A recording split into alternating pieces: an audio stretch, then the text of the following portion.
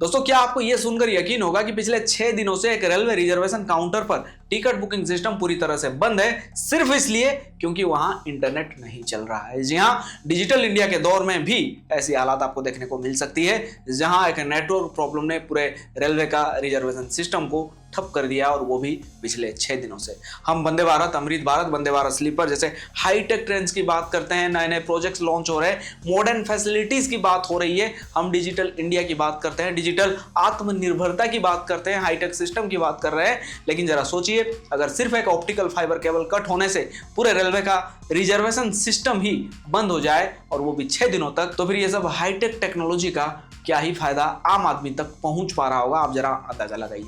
जब basic system इतना week हो कि एक छोटी सी टेक्निकल प्रॉब्लम से सब रुक जाए, तो फिर मॉडर्नाइजेशन का असली मतलब क्या रह जाता है। हाईटेक ट्रेंड्स तभी मीनिंगफुल है जब उनके साथ साथ ग्राउंड लेवल इंफ्रास्ट्रक्चर भी उतना ही स्ट्रांग हो, वरना ये सब सिर्फ दिखावा बनकर रह जाता है। बेंगलुरु के बनशंकरी रेलवे रिजर्वेशन काउंटर पिछले 6 दिनों से बंद पड़ा है। रीजन सिर्फ एक internet network problem, optical fibre cable cut हो गया है, इसलिए पूरा सिस्टम डाउन हो गया है। मतलब एक केबल कटी और पूरा रिजर्वेशन सिस्टम ठप। जरा सोचिए, जहां लोग तत्काल टिकट के लिए सुबह सुबह लाइन में लगते थे, आसपास के लोग इसी काउंटर पर डिपेंड थे, उनको मजबूरन दूर के किसी स्टेशन पर जाना पड़ेगा। मैं यहाँ एक और चीज आपको याद दिलाना चाहूंगा। आप कभी बैंक या कोई सरकारी जगह पर जाते होंगे तो आपने ये अक्सर सुना होगा कि सर्वर डाउन है या नेटवर्क नहीं है, या फिर मतलब जो है आधा एक घंटा के लिए सिस्टम बंद है। लेकिन यहाँ 6 दिनों से पूरा सिस्टम ही बंद है।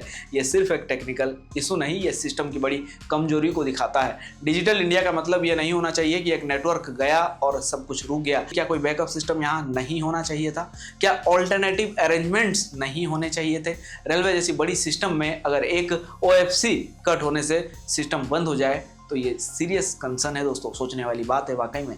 सोचिए, अगर कल को कुछ और बड़े लेवल पर ऐसा हो जाए, पूरे शहर का सिस्टम रुक जाए, तो क्या होगा। इसलिए सिर्फ डिजिटल होने से काम नहीं चलेगा, स्ट्रॉन्ग इंफ्रास्ट्रक्चर और प्रॉपर बैकअप भी उतना ही जरूरी है।